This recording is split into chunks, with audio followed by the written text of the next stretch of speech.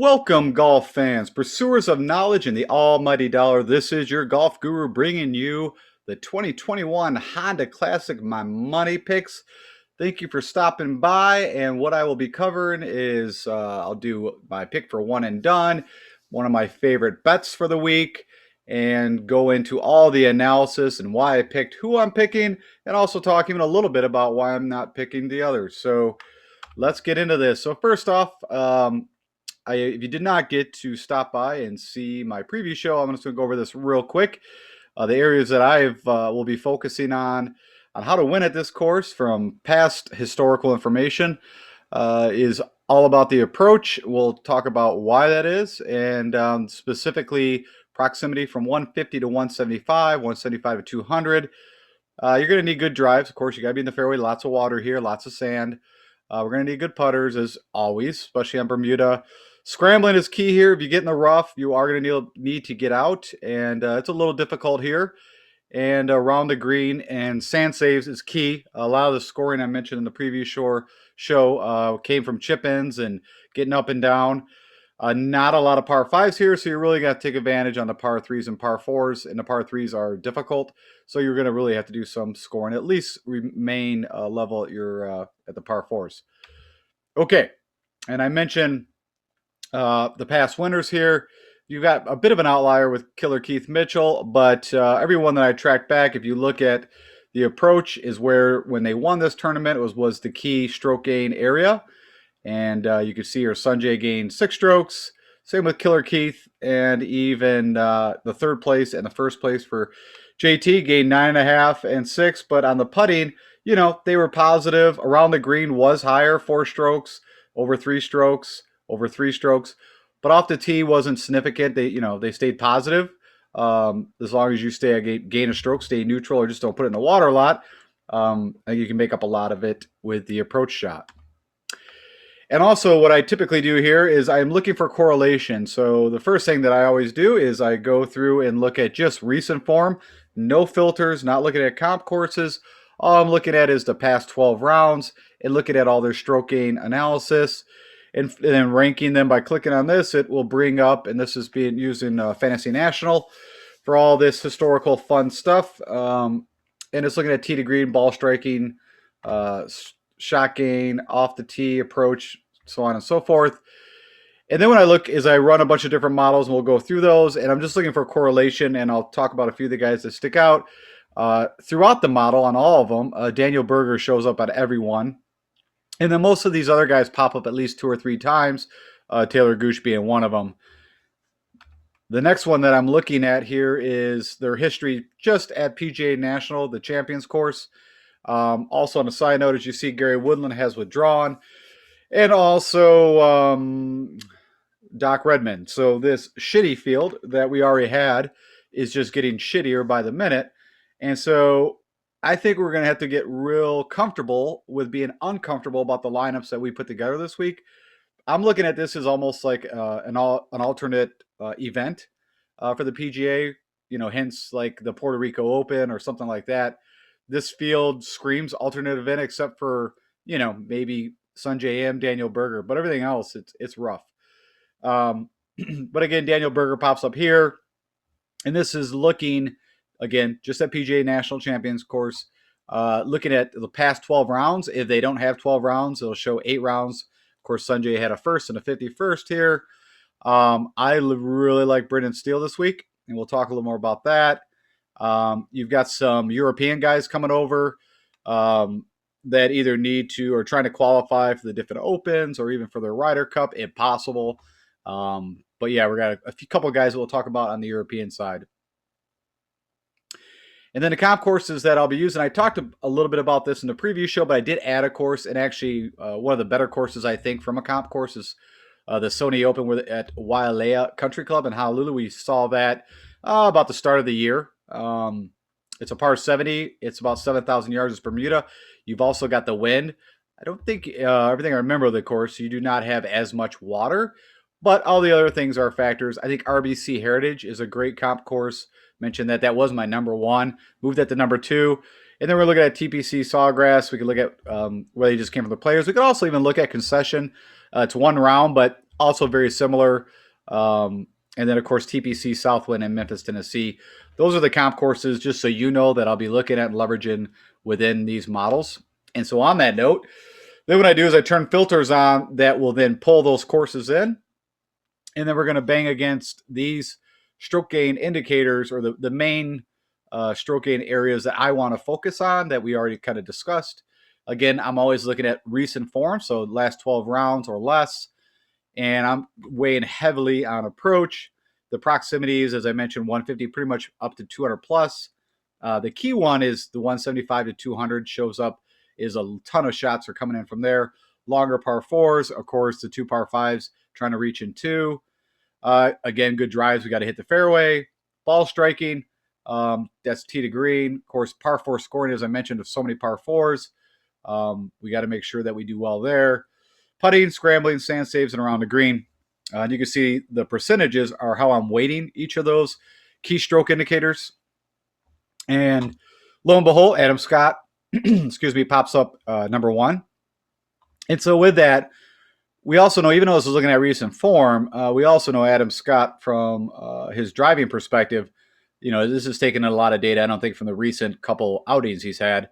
Henrik Stenson, you know, again, even though we're looking at recent form, because we're only looking at their form from these past courses, you know, so you got to be able to navigate. That's why we run a bunch of different models and look for correlation. So, you know, Ben Wyan, I think, you know, is someone I am interested in. If you see the star, they're highlighted for a couple different reasons, but I do have interest in them.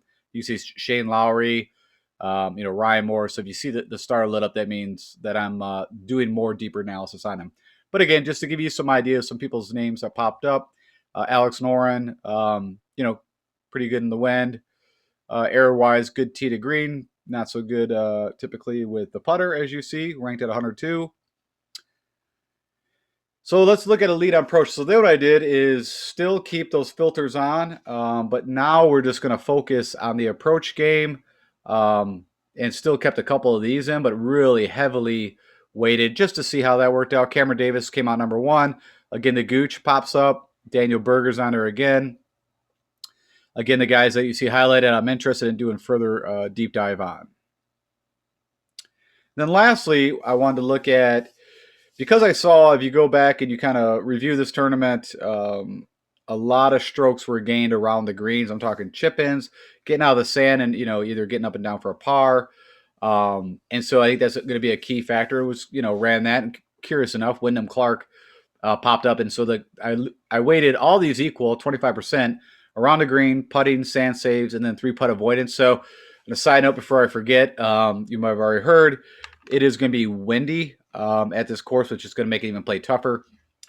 Some narratives are that the reason why we have maybe such a crappy field, not only because it's mashed between the players in a WGC, Dell match play event. The other reason is maybe the guys looked at the weather and just said, you know what, it's already a tough course. I don't feel like going and dealing with the wind. I just came off a mental, anguish at the players, and then API was no cakewalk either. And so, long story short, I am going to be including wind when I'm making some of my picks, just so you know. Right now, if I remember correctly, I looked at Wind Finder this morning. It looks like Thursday and for some reason, it looks like Friday's not that bad. And then the weekend, it could pick up again. But again, it's weather. This could change. I will, again, look at the weather and talk about it tomorrow, and also be incorporated in my sleeper picks. But I'm just letting you know that some of that is going to be involved in this analysis. All right, and then real quick, there's a couple European guys I want to bring up. So Martin Keimer, the last time we saw him, I think he ended up 3rd at the Memorial. Now, let me take that back. It's not the last time we saw him. The last time he was relevant on a PGA tournament where he kind of came out of nowhere was at the Memorial 2019, not the 2020. He had a 3rd place finish. And he will look at some of his stuff the more when I go into the deep analysis. But from here, I just wanted to save you the effort of having to go pull him up on the European Tour. This is his last 5 starts. And, he has some decent finishes. He had, recently in February 6th, he had an 18th at the Saudi, which I believe that was the one that DJ won, but that doesn't make sense. I felt like that was a little while ago. No, it might be the one he won. Because yeah, the Omega was Paul Casey, I believe, won. Anyways, doesn't matter. And long story short, he had a 14th. So out of these 5, you could see, you know, except for this miscut at the Abu Dhabi, maybe that's where he won. I don't remember. It doesn't matter. Um, something to keep in mind. Matt Wallace, also another European that's going to be playing in this. He has a little more track history that we can look at from the PGA side.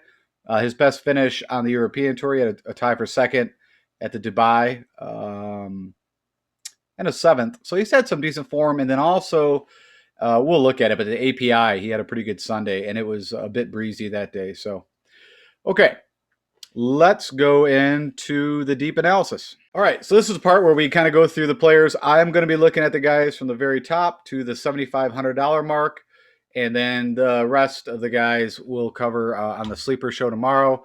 I am leveraging Fantasy National. That's where this information is coming from. So if you are looking to do your own analysis and want to start diving into this a little deeper, I recommend you go here.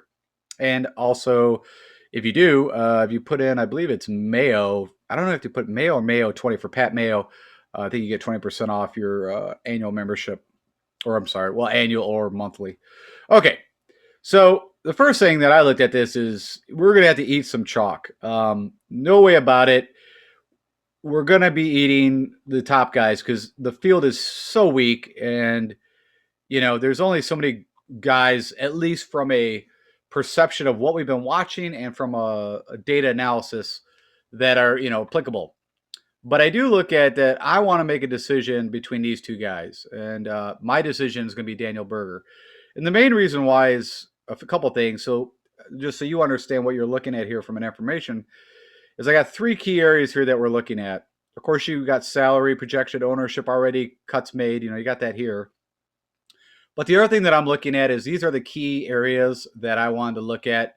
So again, those 2 proximities where most of the shots are coming in from, approach, how they handle par 4s, and then again, we got to have good drives. This is wind over the last 24 rounds. Now, you might see it's pretty rare. There's not a ton of rounds that's playing as windy as fuck is what that stands for. You got 11 rounds showing up, but you'll have 24 on some. It's all depending on how much you play in the wind. Really crazy wind, just depending on the tournament. And everything that I've been looking at, my preference is going to be Daniel Berger. And it's because the guy can play in the wind. Bermuda is a definitely a positive putting surface. He's had a decent tournament history, and so is you can look at. But also the odds that Sungjae Im is going to win back to back. It hasn't happened since Paul Casey at Valspar, as far as I can remember. Back to back, someone actually defend their championship. You also had COVID kind of go in there, but neither here or there. At some point, the tournament was played again, and no one's repeated. So I'm not saying Sanjay can't end in top 15 or something like that, or even contend to win. Not saying his game, of course, doesn't fit here, but if we dive into Sanjay and go look at some of the comp course, so he's positive on Bermuda. This makes me a little nervous when he's losing a half stroke to the field when it's super windy. When he's moderate, he's managing. If I pull up the Sony, which we talked about, the recent finish he had there was a 56. And I think that course for sure is an easier course than what they're going to be playing here at PGA National. So that a little bit makes me nervous. Now, I'm not just basing all on that. We look at RBC Heritage. This is a course that you have to be very strategic, a lot like the Players, where you got to pick your points, shoot to it. It's very narrow fairways, and then you got to make your next shot. It's a plotter's course. He hasn't had good success there at all when you missed the cut twice. If we look at the Players, he had the 17th just recently, and I think a lot of people are going to be on him because of that. But, of course, he's missed a cut in the past there. If I look at the Wyndham, good showing at the Wyndham, but way easier track than all of them that we're talking about as far as I'm concerned. And then WG St. Jude is the one I want to look at. He had a 35th in 2020.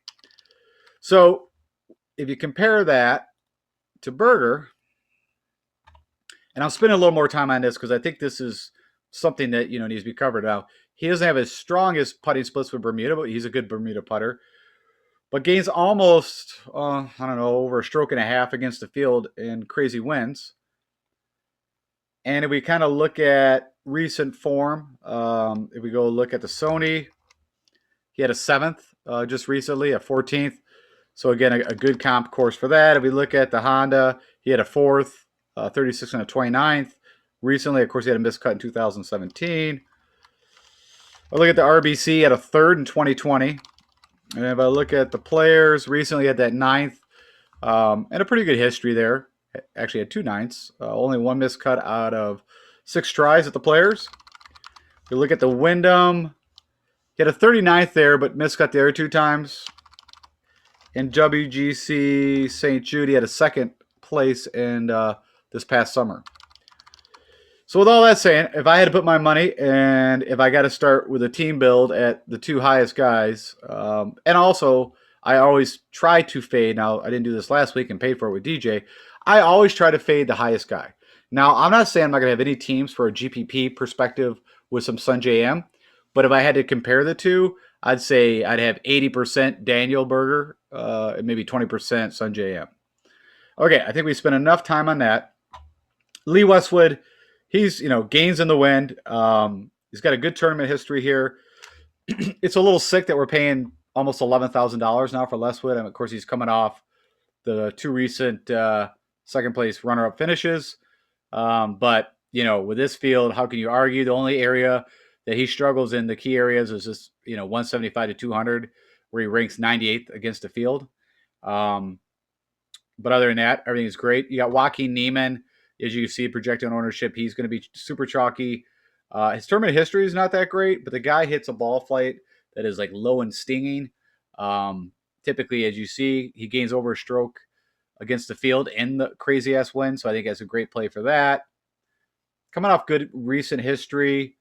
And if we pull up Joaquin just from a putting perspective, so his best surface is bent, but not by much. And typically this is where Joaquin, if he has a good putter, he's either going to contend or actually win the tournament. That's just how good he's been.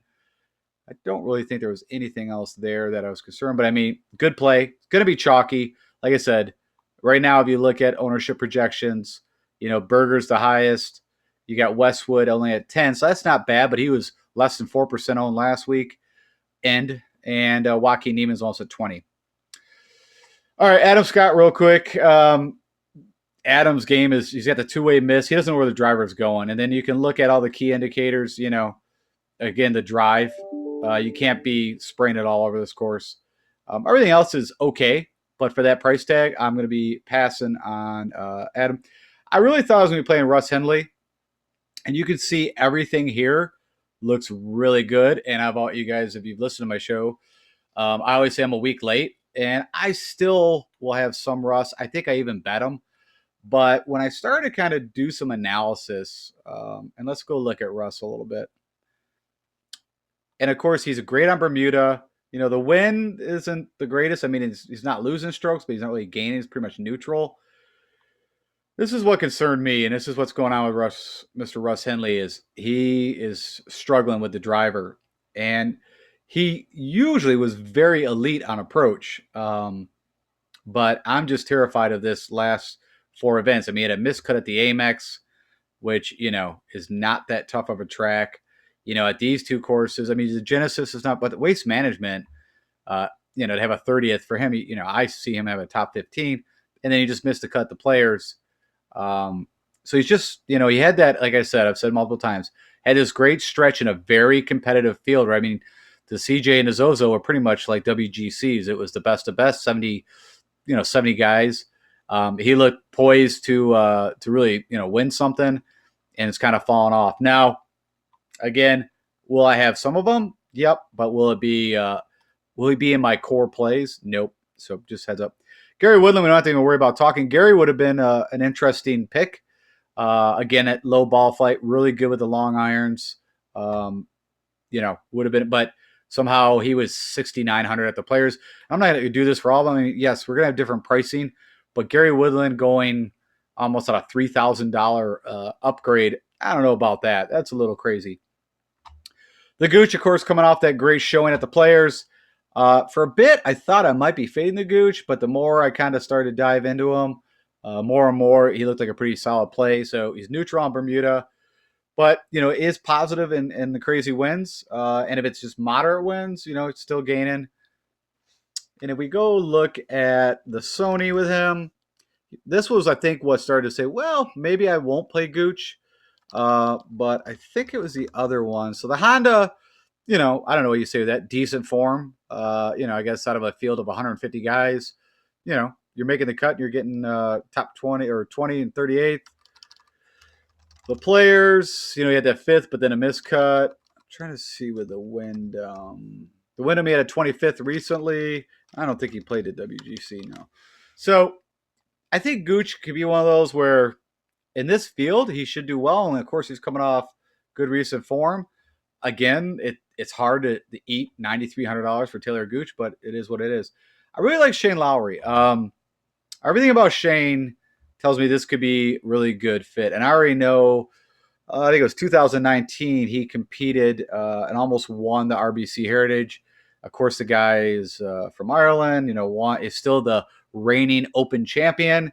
The guy can play in some bad weather. And if the weather stays the way it's saying, as you see, almost gains, I think out of all the players, and I haven't researched all of them, I think he gains the most against the field in crazy wind. Almost 2 strokes. He does lose a hair on Bermuda. It's not the best putter to begin with, but he can be solid. You can see he finally gained 2 strokes on Bermuda at the Players and had a good showing at the Players. But the API, he struggled. Good tee to green. Not the greatest on approach, but the putter just killed him. So he's getting the ball to the green. It's just getting in the hole at times. I guess his next best last showing was the Houston Open. Let's go take a look at, he hasn't played the Sony, but I know he's played the RBC. So funny enough, he had a miscut, but I watched a lot of this tournament when CT Pan won. You also had DJ, who was going into Sunday as the leader and just totally fell apart. I think he ended up like at 15th. That was shocking. I will never forget that. Take a look at the players for him. Of course, we just had that as an 8th. What about the Wyndham? Yeah, he had a 7th there back in 2017 and 23rd recently. And I'd have to guess he's played. Yeah. So that's what else I liked. That this WG St. Jude, a 6. And I don't think he played. Let's see what it comes up. I don't know if it's under Workday. That's the Workday Charity Open. What are they on, a concession? I don't even know what they call it. WGC Work. Oh, it's under Mexico. That's funny. They still called it Mexico instead of WGC Workday. It's called Mexico. Okay. He had a 48th. I was just curious how he did at the concession. I probably should check that with these other guys as we go through. So I like Shane Lowry, Tringali. I was kind of back and forth on this one. As you see, not the best from these distances, but approach, he's been solid. Good with the drives lately. And again, this is looking at the last, I believe, 24 rounds. Yeah, last 24 rounds. Of course, he had to cut the players, which, that's not the end all be all of why I'm going to be fading him a little bit. But, Bermuda is not his favorite surface. He loses almost a half stroke in the crazy winds. And if we pull up some of the comps I've been looking at, the Sony, that made me really nervous. So he's missed a cut every time at the Sony. Now, this was back in 2018 and prior, but still, something to look at. At the Honda, he had a miscut in 2018, but, it's 27th or 36. The players already know he had a miscut recently, but, it's gotten around that field here or there. I'm not so much concerned about that. The Wyndham again, but again, this is 2018, all miscuts. And then WGC St. Jude has not played. So where I'm kind of at with Tringali is I've got to make a call. We can't play all these guys in the 10s and 9s. And if I had to pick my poison, I think right now I'm going to go with Chris Kirk. And the reason why is, yes, he had a terrible, terrible Sunday at the Players. But the guy gains in wind. And if we look at, he is a little positive on Bermuda. Can handle the wind. And if we look at everything here, it's been a solid green. He just had a bad putting, event, but really it was bad on Sunday. And then we go look at the Sony. He had a second recently this year. So that I was interested in. We already know the Honda, right? Okay, so the Honda had miscut. So not so good there, but, has made the cut before. Let's take a look at the RBC. RBCs, I'll just put that as and of course Chris Kirk is coming off. How do you want to put it? Had some personal issues that he got over a little while back and is really back into form. The Players has a good showing always at the Players. Let's take a look at the Wyndham. Had 11th in 2018. And WG St. Jude, which now was a Bridgestone, he has not played in. Okay, let's see what he did at WGC Mexico. He did not play in that. Okay, did not get the invite. Okie dokie.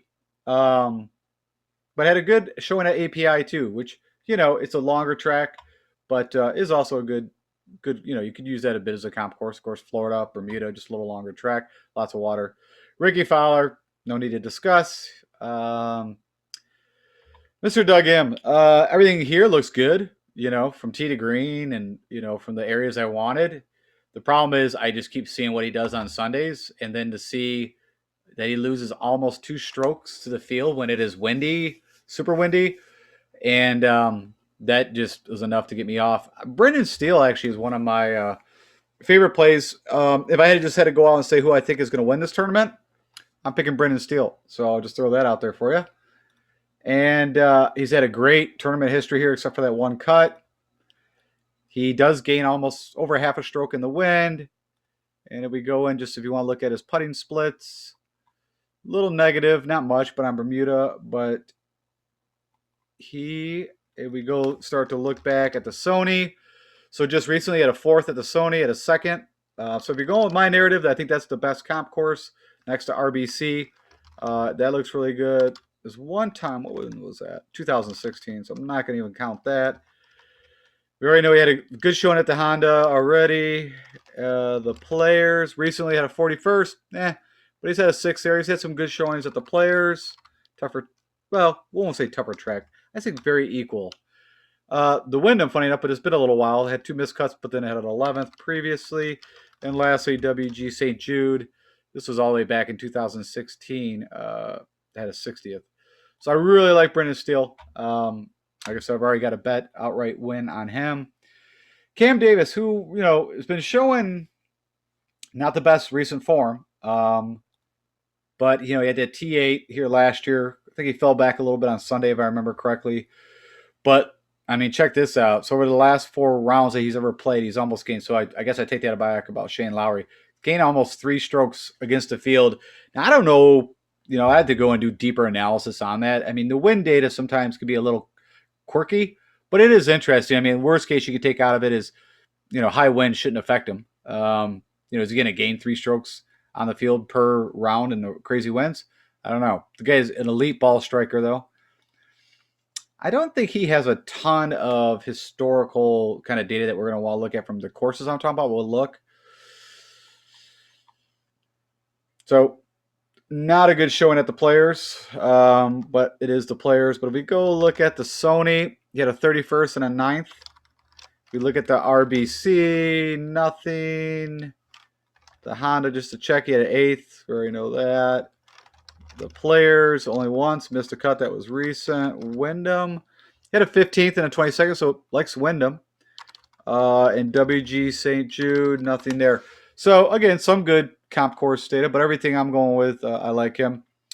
Mr. Matthew Wallace, again, 8,500. A little tough to swallow, but, I showed you what he did on the European Tour, and he recently, so like I said, he played in Arnold Palmer, and he actually had a good Sunday. I think he might have been the only one that shot under, or there was like 2 guys that actually shot under on the Sunday.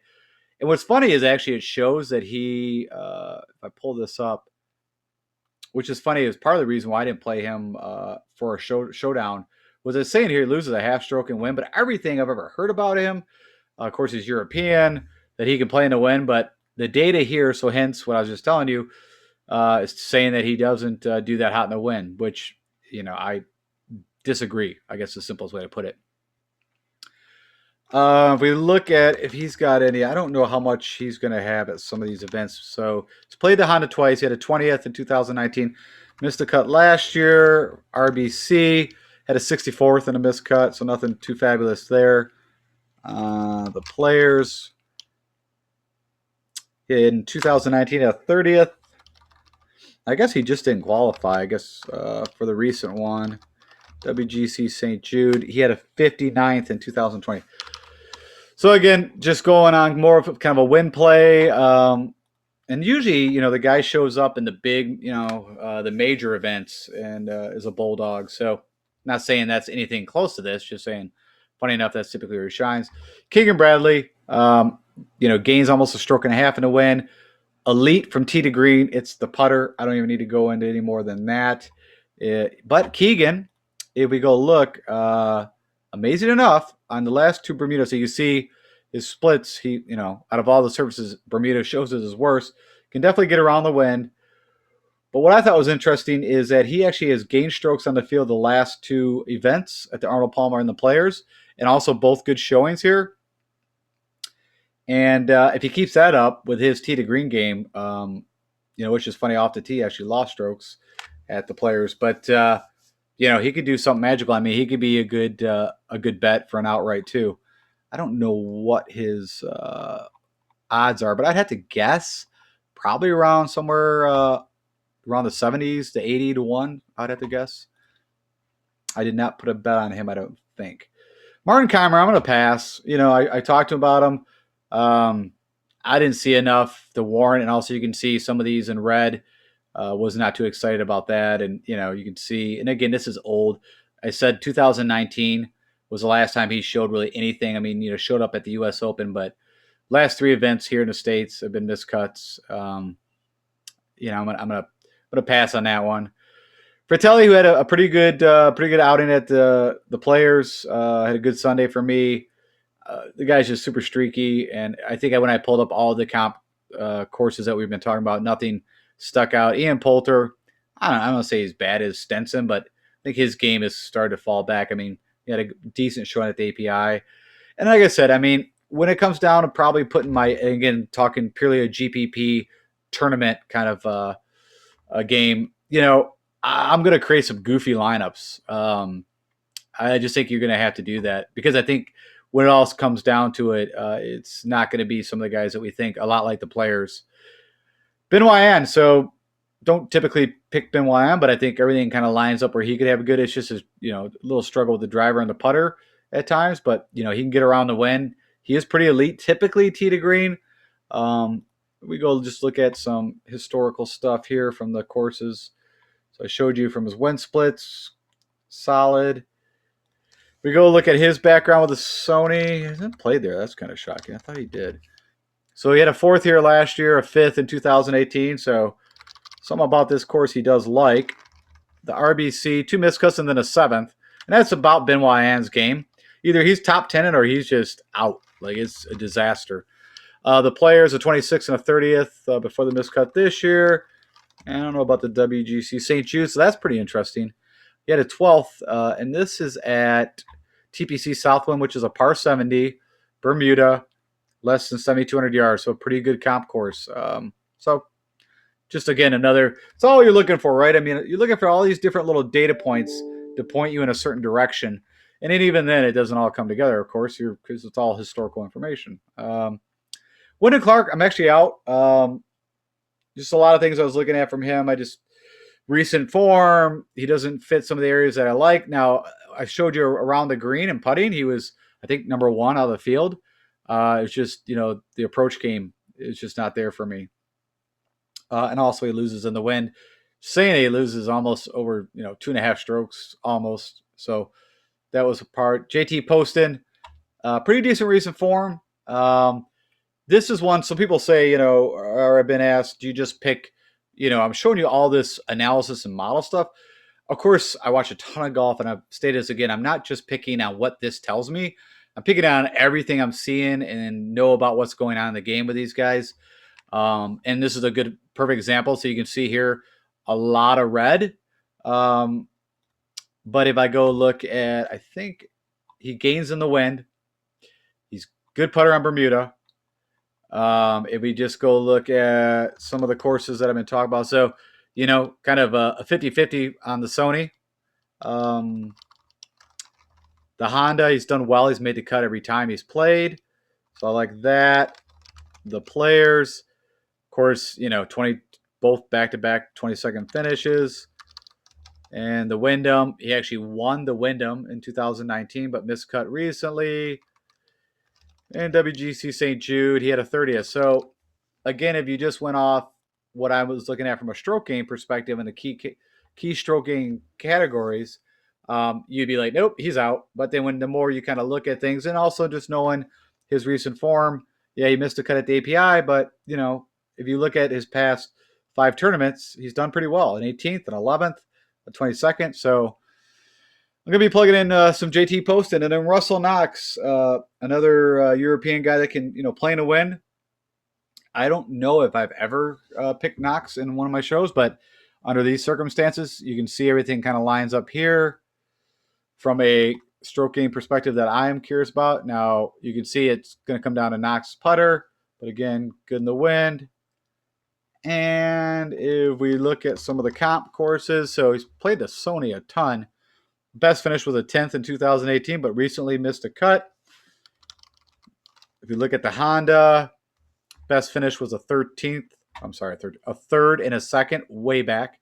But, if you look at his last 4 outings there, he's only made the cut once, so that's a little concerning. The players, of course, he had the 67th recently, but had some decent showings there. Did I do the Wyndham? Made the cut 4 out of 5 times. And lastly, WGC St. Jude. So here is concession. He had a 39, so that's interesting. Then a 48, but that was a while ago. So yeah, like Russell Knox. Nope, on Mackenzie Hughes, even though he had I believe it was a 2nd place finish here. I'm not going to play Brandon Wu. I was, a little interested in. Good recent form. Just a couple of the areas just isn't hitting for me, but will I plug in some Brandon Wu? Yeah, I guarantee I'll probably have some of him. Adam Hadwin, actually, nothing points to Adam Hadwin from a model perspective, but I think his game could fit this course pretty well. If I remember correctly, I think, take a look at his putter. Nope, actually it was not. So he's loses a stroke in the high winds, so that's interesting. Looks like his approach game, so maybe that's why I was not so much on Adam Hadwin. It's been struggling. Going to pass on Noren. Streelman, I like. Both him and Steele, I think those guys' games are so similar. Gains in the wind. He missed a cut at the players, but other than that, he had an okay form. Best finish in the last 5 was a 13th at the AT&T Pro-Am. Pebble Beecher, there's some wind there. And everything hits here. And if we just go look at some of the comp courses, just to restate where he struggles, as you see, if he gets a hot putter, he could do some damage. So the Sony's made the cut every time. His last time he's played there, though, was 2015, so that's a while ago. At the Honda, pretty solid. Best finish was back in 2009, but he had a 47th recently. RBC, best finish, a 3rd way back, but he had a 6th not too long ago, but he missed the cut in 2020. And the Wyndham missed cut in 2019. And lastly, did not play at the WGC concession, but had a 35th at St. Jude, so that's pretty good. Okay, I don't know anybody else. Oh, last but not least, Michael Thompson. So you see, strong green in all the areas I'm looking for. Doesn't gain in the wind. But what I did like about Michael Thompson, he does gain on Bermuda. Now that's funny. It was showing the other way. So he does actually gain strokes in the crazy winds against the field. So I take that back. But we look at the Sony for him. Pretty solid. Recent, he had a 25th, which just was this winter. The Honda, pretty solid. Best finish was a 16th. Well, I take that back. Didn't even know that. So he actually won the Honda back in 2013. I just want to verify. Yep, PGA National Champion. Just in case. I want to make sure it's on the same track. So let's pull that up again. So, went out of it. So good history at the Honda. Recent form good, as in a 16th. We'll go with it. Not so much that 57th.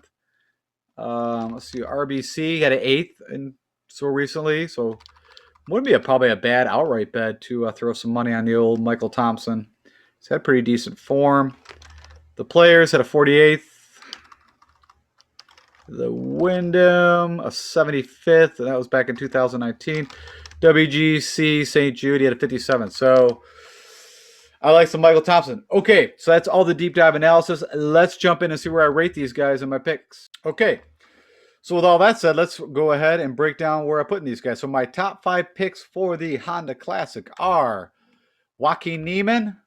You got Daniel Berger, who if you've not used in one and done, I would go ahead and use it now. Or even on Joaquin, either or. If you're not using it on one and done, I would think this is a good spot for them, especially in this very light field. You got Brendan Steele, who I think is a good outright bet. I think I got him. I'm blanking now. I did look at this previously. I think he was either 50 to 1 or 60 to 1. So I like that for an outright bet. I also talk about Michael Thompson would be a good outright bet. Shane Lowry and Mr. Westwood. So that's my top 5. Next 5 picks. You got Keegan Bradley. We got Cameron Davis, Matt Jones, Chris Kirk, and Michael Thomas. So that's my guys that I think could end up, somewhere top 20, top 15. And then bringing up the rear, you've got Taylor Gooch, which I just don't know if he can bring the same magic that he had, But, good reason for him. I like Matthew Wallace. Got Ben Wyan. Got JT Poston. And we got Russell Knox. And that's it. That wraps up my picks, and I hope that helps you with your lineups, with maybe your one and done, or of course, if you're making any bets, you get to see some analysis a little deeper than probably what, again, other guys do. I know it's not so exciting at times, but from my perspective, it allows you to make some of your own decisions. So if you are new to the show and you have not subscribed to me, I would greatly appreciate it if you would. I do 3 shows a week. Tomorrow will be my fades, sleepers, ownership projections, weather. If I see anything that is we should all know about to help us with our picks, I will put it out tomorrow. So it's usually reviewing these guys, practice round pressers and that kind of stuff. If you'd like and share this with anybody else you think could find some value, I'd appreciate it. And if you have anything I can help you with, hit me up on the comments on YouTube, or feel free to hit me up on Twitter, DFS Golf Guru. Thank you so much. Let's go and win some money, hopefully this weekend again, and I will talk to you guys tomorrow. Take care.